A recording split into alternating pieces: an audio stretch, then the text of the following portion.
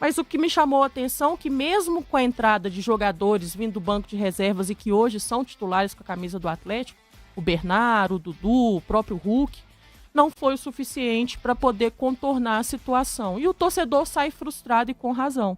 No sábado tivemos um empate entre Atlético e Atlético por 1-1. Vocês dois estiveram lá na Arena MRV acompanhando esse jogo e queria que vocês falassem um pouco dessa dificuldade do Atlético de ganhar os jogos nessa temporada até aqui. Como empata o Atlético, Amanda? O que está acontecendo nesse início de temporada do Galo? O rei do empate, né? Cris, a irregularidade dentro do próprio jogo talvez é algo que mais me chama a atenção nesses jogos em que o Atlético acabou empatando. Faz um primeiro tempo bom, o segundo tempo não consegue repetir. Ou faz um primeiro tempo muito ruim e no segundo tempo acorda para a vida e vai lá e consegue buscar o empate.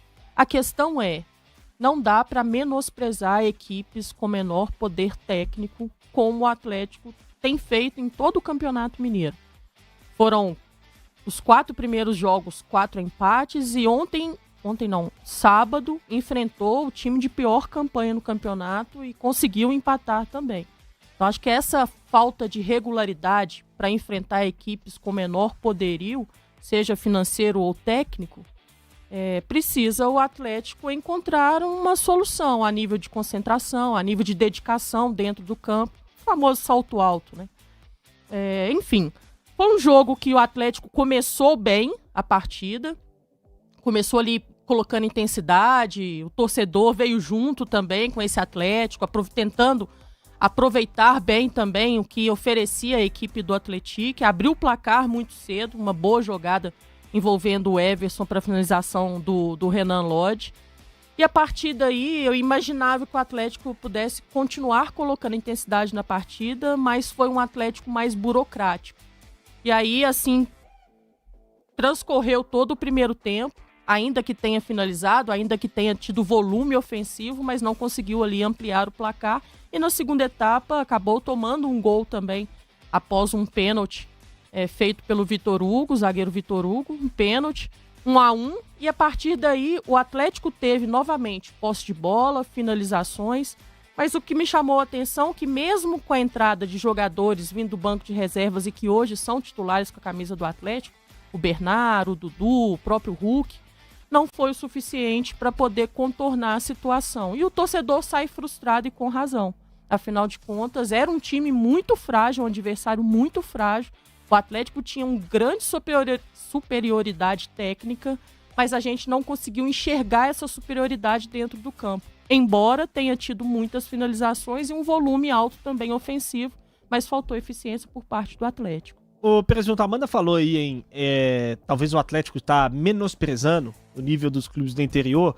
E eu acho que assim, quando acontece uma vez, você pode até achar isso, quando acontece 2, você pode achar isso, mas o Atlético só empata com todo mundo nesse campeonato.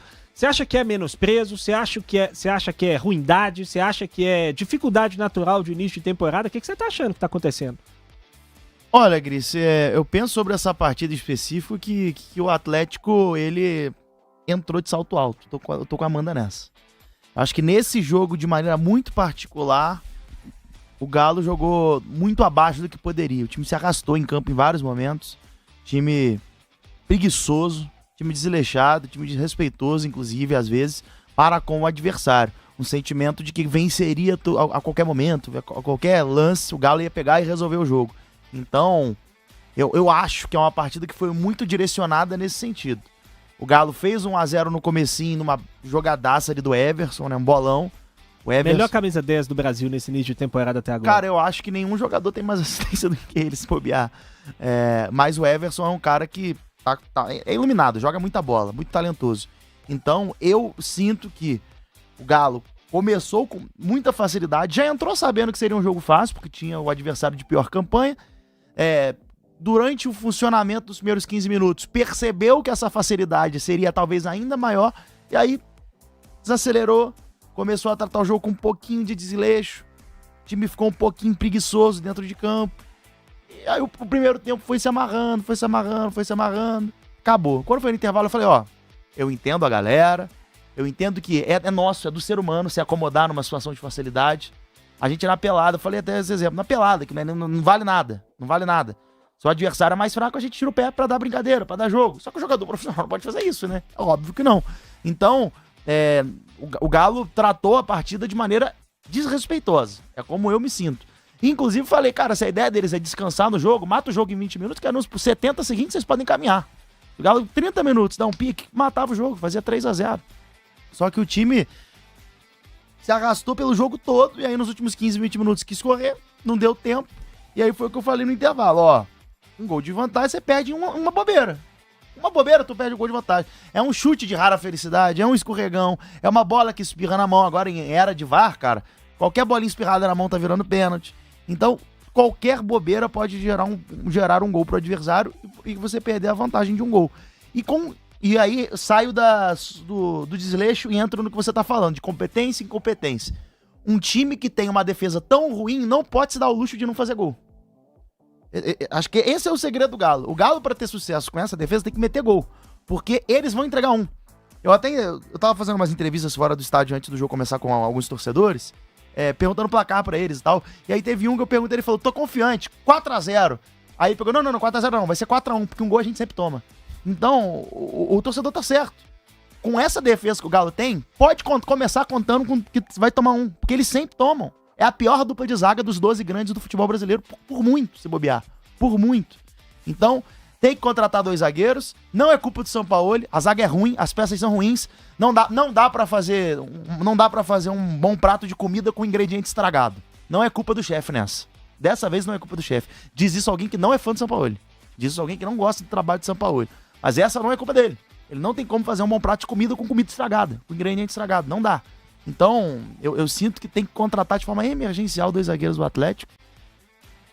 E é uma necessidade, pra mim, a maior do momento. E o Vitor Hugo dá uma bobeada danada. O melhor zagueiro do Galo, pra mim, é o Vitor Hugo. E ele pegou e entregou um gol pro Atlético num pênalti, num lance que não ia dar em nada. Um lance que o cara tava virado de costas pra fora da área. Então, enfim, é aquilo. Se você tem uma defesa tão frágil, você precisa fazer gols. Porque um gol ou outro o Galo vai acabar sempre tomando. Você pega os grandes jogos do Galo, Cruzeiro e Atlético, sai perdendo. E o Cruzeiro teve chance de fazer outros no primeiro tempo. Galo e Palmeiras, o Galo jogou uma barbaridade. Barbaridade. Tomou um gol do Palmeiras. Então, tem que sempre... 2 gols, isso. Tomou 2 gols do Palmeiras. Imagina, fazer 2 gols no Palmeiras é difícil pra caramba. O Galo fez 3. Um a arbitragem tirou. Gol legal. Inclusive, pênalti não marcado no Coelho, claro. Não sei se a gente ia entrar nesse mérito. Vamos falar daqui a pouco. Mas a arbitragem tem prejudicado o Galo. O ponto não é esse. Enfim. Se um time vai tomar tanto gol quanto o Galo toma, os caras da frente vão ter que resolver. Vai ter que vencer de 5-2 os jogos.